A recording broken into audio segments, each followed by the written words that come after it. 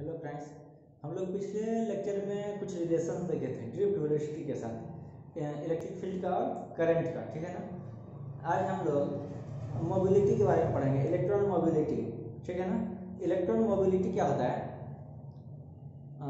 Electron mobility is the ratio of drift velocity and electric field. ठीक है। It is defined as the drift velocity of electrons per unit electric field. ठीक है। ये mobility होता है, यानी move करने की कैपेसिटी होती है। ठीक है ना। तो क्या है, इसको हम लोग म्यू ई से इंडिकेट करते हैं। Mu E equal to we D by A. और वी डी हम लोग ड्रिफ्ट वेलोसिटी पढ़े थे ना, ड्रिफ्ट वेलोसिटी का एक रिलेशन पढ़े थे, charge of electron into electric field into relaxation time divided by m. M क्या है यहाँ पर? मास ऑफ इलेक्ट्रॉन है, और ई इलेक्ट्रिक फील्ड। ठीक है। यहाँ पर ई और ई कैंसिल आउट हो जाएगा, ये वाला और ये वाला बच जाएगा क्या? Charge of electron relaxation time divided by mass.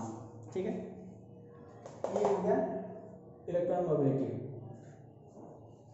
और ये जो इलेक्ट्रॉन मोबिलिटी है, करंट के साथ इसका क्या रिलेशन है वो देख लेते हैं। तो हम लोग पढ़े थे I equal to N E A V D just पिछले लेक्चर में, जहाँ पर करंट और ड्रिफ्ट वेलोसिटी के बीच का हम लोग रिलेशन निकाले थे, I equal to N E A V D. ठीक है ना। आप देख सकते हैं पिछला लेक्चर। यहाँ पर आप देखिए mu E equal to we d निकाले हैं ना। यहाँ से वी डी कितना हो जाएगा? Mu E into E, V D equal to mu E into E. यही एक करंट का यहाँ पर मोबिलिटी का टर्म आ गया। तो करंट और मोबिलिटी के बीच का ये रिलेशन है। ठीक है। बहुत छोटा सा चीज़ है, बहुत आसान सा चीज़ है। अब हम लोग ओम्स लॉ देखेंगे।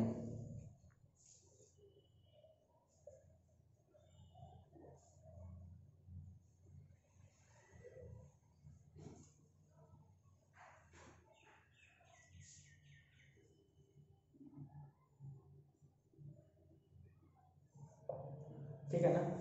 ओम्स लॉ क्या कहता है? ये सबसे पहले जॉर्ज सेमन ओम के द्वारा रिलेशनशिप बिल्डअप किया गया था, जो कि वोल्टेज और करंट के बीच का रिलेशन था। ठीक है ना। ये कहता है the current I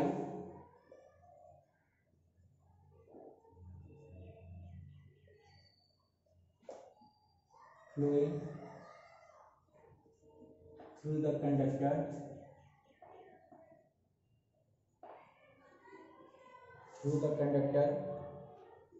is directly proportional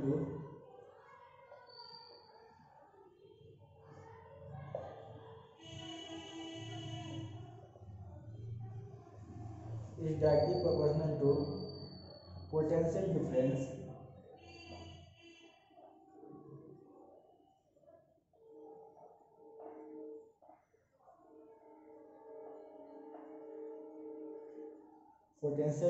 across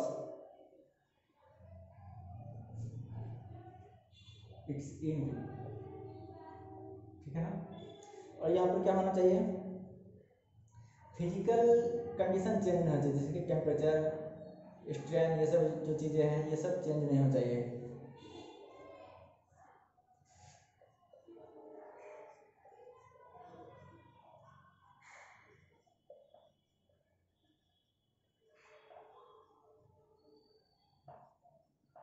remain unchanged. ठीक है ना। तो हम लोग चलते हैं। क्या बोला? Current I flowing through the conductor is directly proportional. Current I flowing through the conductor is directly proportional to potential difference. Potential difference क्या है? v है। ठीक है ना। I directly proportional to v, हम लोग इसको लिख सकते हैं v directly proportional to I, ऐसे लिख सकते हैं। ठीक है ना। अब क्या करना है? कांस्टेंट ऑफ प्रोपोर्शनलिटी हटाने के लिए एक कांस्टेंट आएगा जिसको हम लोग r बोलते हैं। r इज कांस्टेंट ऑफ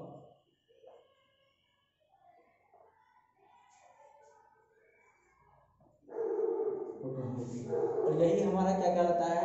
यही कहलाता है रेजिस्टेंस।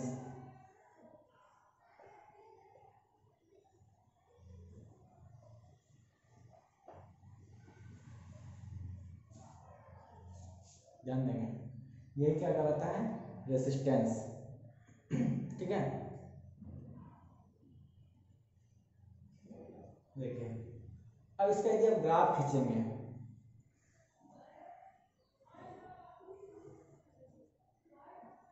V और I का ग्राफ, तो क्या होगा, स्ट्रेट लाइन आएगा पासिंग थ्रू ऑरिजिन, ठीक है ना, ये कांस्टेंट टर्म है।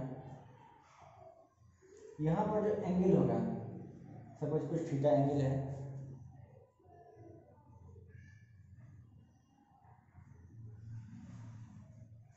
ठीक है ना, इसका जो स्लोप होगा tan थीटा क्या होगा, यदि आप ट्रायंगल बना लें यहाँ पर, इधर भी है ये भी, तो tan थीटा क्या होगा, perpendicular to the base, perpendicular में क्या है v, ठीक है, और बेस में क्या है I, यही तो r होता है, यानी कि रेजिस्टेंस जो होता है वो इस ग्राफ का स्लोप बताता है, ठीक है,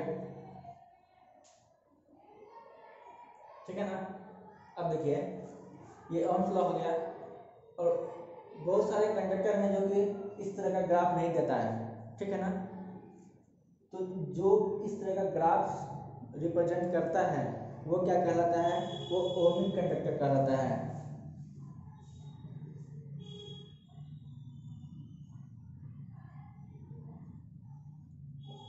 the conductor which follow Ohm's law is ohmic conductor,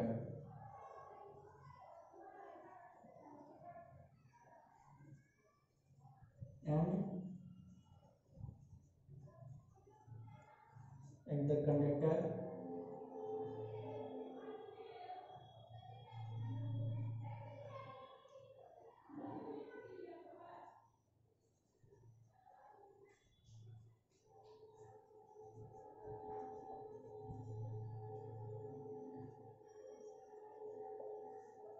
non ohmic,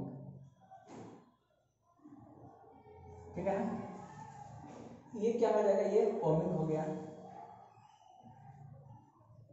ठीक है ना। नॉन ओमिक में क्या होगा, इसकी बात करें तो कुछ इस टाइप का ग्राफ बन सकता है, या फिर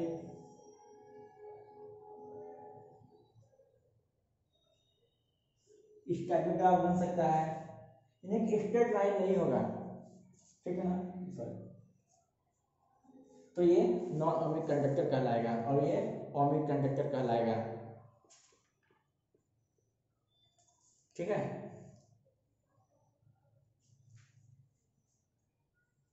तो आगे हम लोग अब रेजिस्टेंस पर इसको क्लियर करते हैं।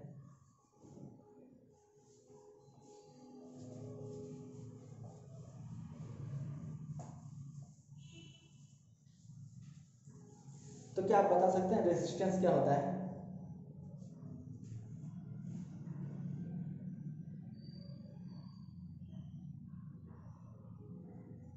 Resistance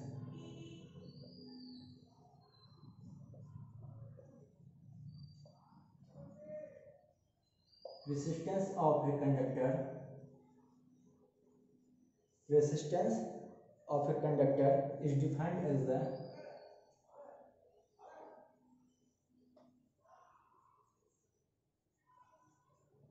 ratio of potential difference across its ends to the resulting current,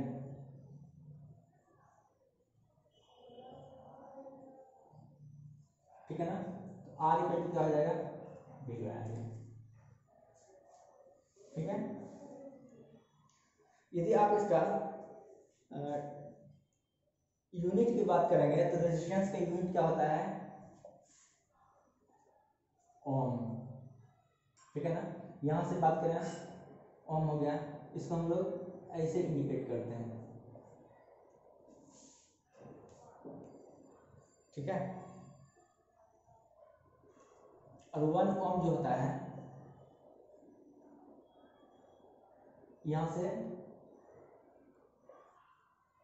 volt by ampere ऐसे भी बोल सकते हैं,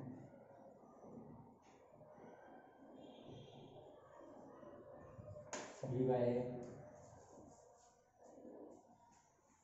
चलिए ठीक है। यदि आप इसका डायमेंशन निकालेंगे तो डायमेंशन निकाल लेंगे, निकाल के देखिएगा ये आ जाएगा ml2 t-3 सॉरी, ठीक है। अब जानते हैं ये रेजिस्टेंस किन किन चीज़ों पर डिपेंड करता है, ठीक है ना, ठीक है। तो रेजिस्टेंस क्या होता है, डायरेक्टली प्रोपोर्शनल टू लेंथ होता है। Resistance is directly proportional to length of conductor, ठीक है। और क्या होता है, ये क्रॉस सेक्शन एरिया का इन्वर्सली प्रोपोर्शनल होता है ना, resistance is inversely proportional to cross section area,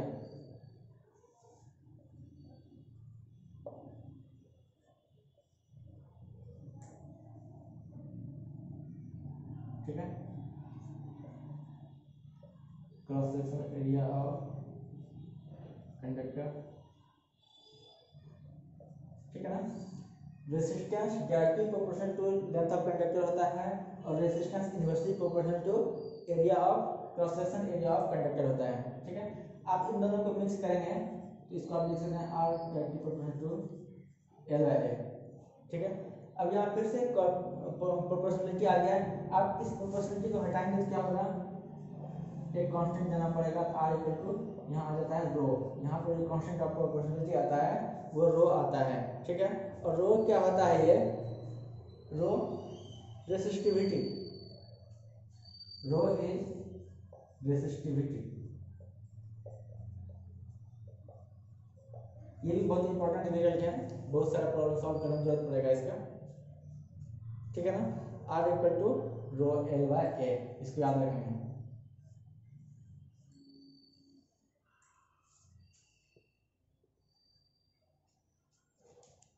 और आप लोग कमेंट बॉक्स में बताएंगे कि रेसिस्टिविटी का यूनिट क्या होगा,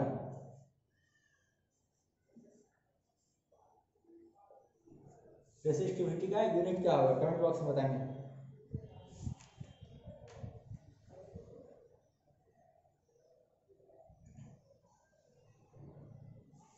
ठीक है, अब हम लोग देखते हैं इलेक्ट्रॉन मोबिलिटी के साथ रेसिस्टिविटी का रिलेशन। रेसिस्टिविटी आया ना, और हम लोग इसके जस्ट पहले पढ़े थे मोबिलिटी, उसके साथ क्या रिलेशन आता है।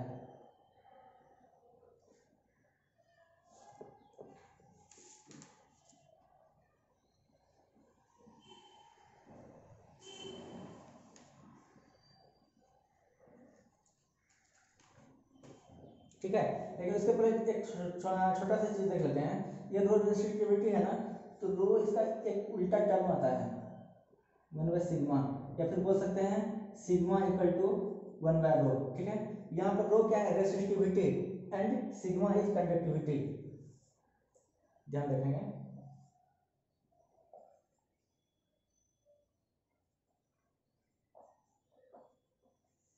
एंड सिग्मा जस्ट उसका उल्टा conductivity,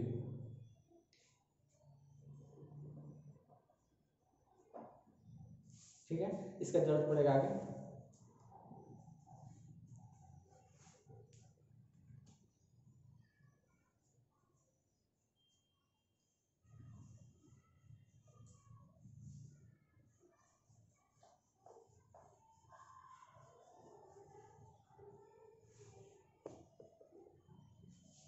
relation between resistivity and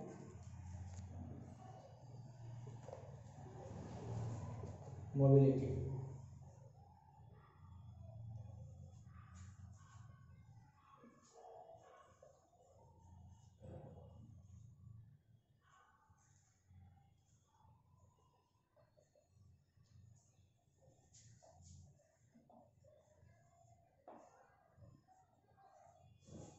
ठीक है, तो हम लोग स्टार्ट करते हैं I equal to N E A V d से, ठीक है, बहुत इंपॉर्टेंट रिजल्ट है ये, ठीक है। यहाँ से हम लोग I बाई ए क्या लिख सकते हैं, NEVD लिख सकते हैं ना। और VD इक्वल टू क्या जानते हैं, म्यू ई इंटू ई, ये मोबिलिटी ऑफ इलेक्ट्रॉन्स है, इसको लिख सकते हैं NE म्यू ई इंटू ई आएगा ए।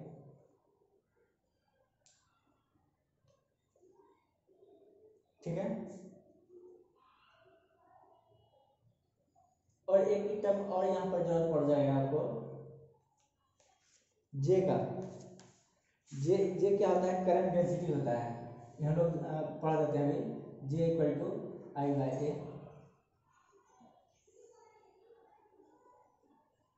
जस्ट यहाँ पर इलेक्ट्रॉन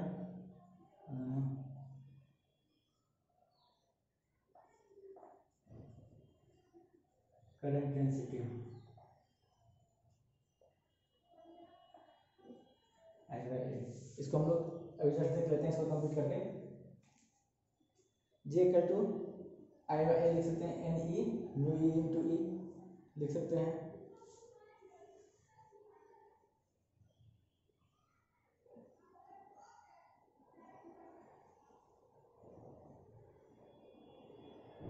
यहाँ पर N number of electron, mobility into E है। ठीक है।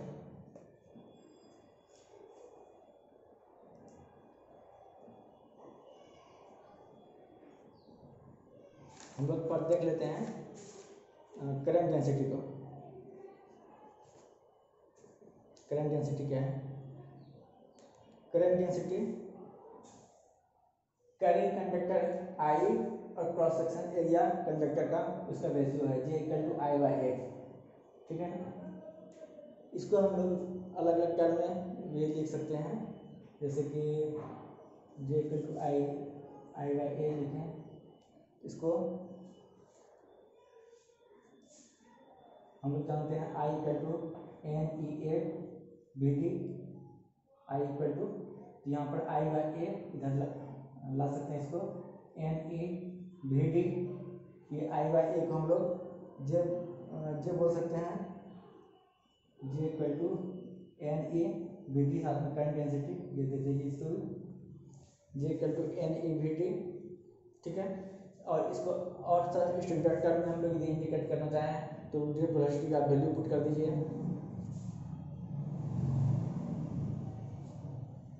एन ई, ये पढ़े तो हम लोग इसका वैल्यू पुट कर दीजिए। यहाँ से हम लोग जे आगे चल रहा है, तो जे इक्वल टू कितना हो जाएगा, n e square e by m into tau, ये भी बोल सकते हैं इसको, है ना।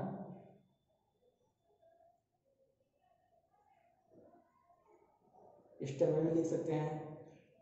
यदि इसको आप रेसिस्टेंस के टर्म में, करंट के टर्म में लिखें तो आई इक्वल टू क्या होता है, वी बटे आर, हम लोग जस्ट पढ़े थे अभी। और यहाँ पर हम लोग R equal to rho L by L just पढ़े थे कुछ देर पहले,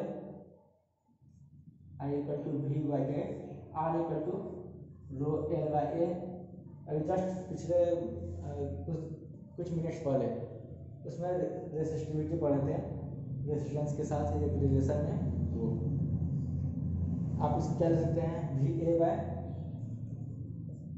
रो एल, ऐसे भी लिख सकते हैं। यदि ऐसे लिख सकते हैं आप, तो अब बताओ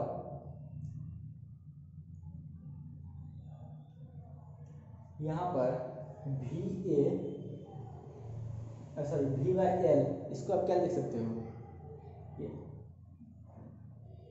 इसको आप ऐसे लिख सकते हैं, इधर से आई को आप यहाँ पर लिखते हैं, I by A equal to 1 by rho into V by L, ऐसे लिख सकते हैं ना। यहाँ पर आई बाई ए क्या है, जे है, 1 बाई रो क्या है, इसको आप सिग्मा भी बोल सकते हो, और वी बाई एल कुछ देर पहले पढ़े थे इलेक्ट्रिक फील्ड होता है, तो जे इक्वल टू सिग्मा ई, ये भी बोल सकते हो आप। इस सब रिलेशन जो है इंपॉर्टेंट है, जे इक्वल टू सिग्मा ई भी बोल सकते हो।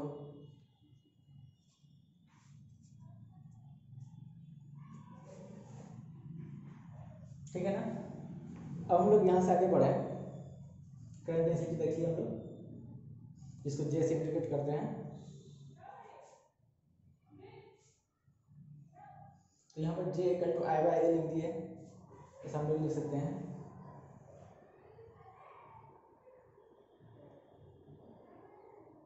आई equal to N E A V T, एक हम लोग इधर लेते आए, जैसे एक इधर लाए ये, तो यही क्या था, ये तो करंट डेंसिटी था। देखिए ध्यान से इसको,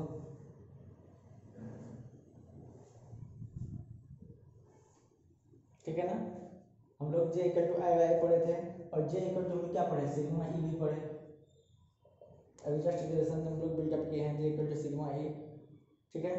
हम ये दोनों को यदि कंटिन्यू करें, हम लोग ई इक्वल टू क्या लिख सकते हैं,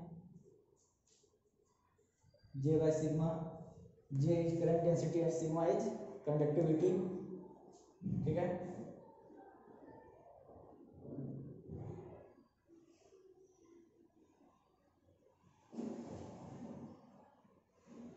equal to J by rho, ये भी एक रिलेशन है।